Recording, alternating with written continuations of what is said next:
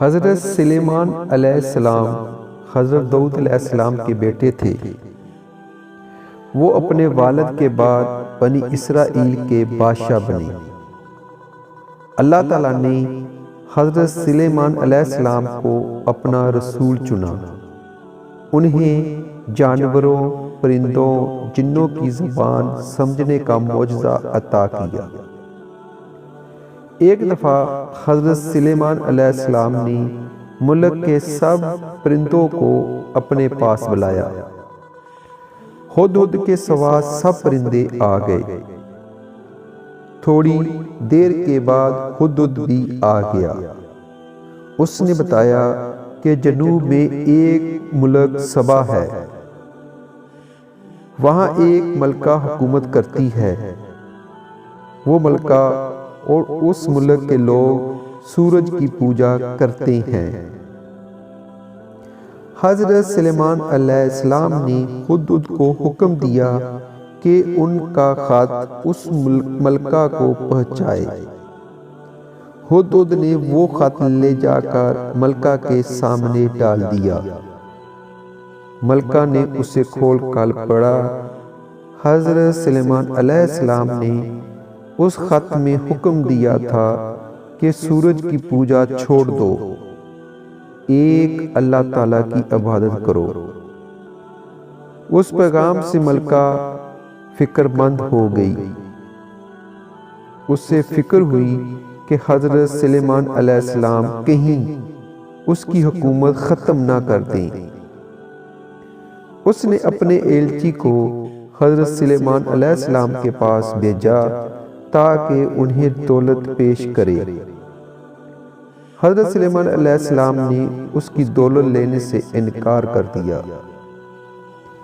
ایلچی نے واپس جا کر ملکہ کو بتایا کہ حضرت سلیمان علیہ السلام دولت نہیں لینا چاہتے۔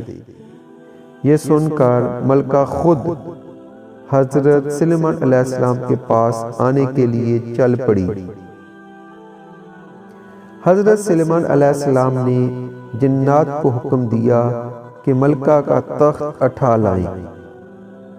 وہ تخت حضرت سلیمان علیہ السلام کے پاس پہنچ گیا۔ انہوں نے نوکروں کو کہا کہ اس کو ڈانپ دو۔ جب ملکہ حضرت سلیمان علیہ السلام کے پاس پہنچی تو نوکروں نے اس تخت سے کپڑا اٹھا دیا۔ ملکہ اس تخت کو وہاں دیکھ کر بہت حیران ہوئی۔ اس کے بعد حضرت سلیمان علیہ السلام نے اسے محل میں لے گئے۔ وہاں شیشے کا فرش تھا۔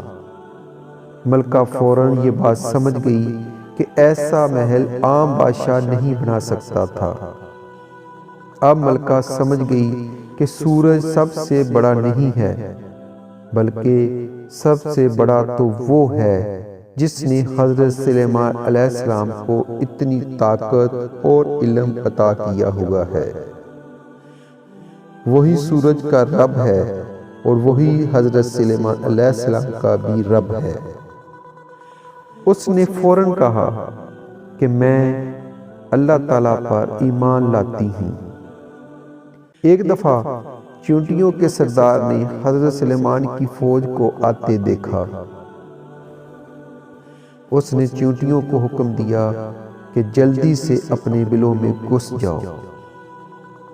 اس نے چیونٹیوں کو یہ حکم اس لیے دیا تھا کہ حضرت سلیمان علیہ السلام کا بڑا لشکر انہیں کچل نہ دے۔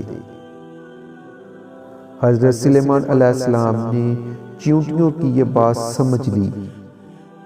انہوں نے اپنی فوج کو احتیاط سے چلنے کا حکم دیا اور اللہ کے اس احسان پر بہت شکر ادا کیا کہ اللہ نے ان کو اتنی عقل اور سمجھ دی ہوئی تھی۔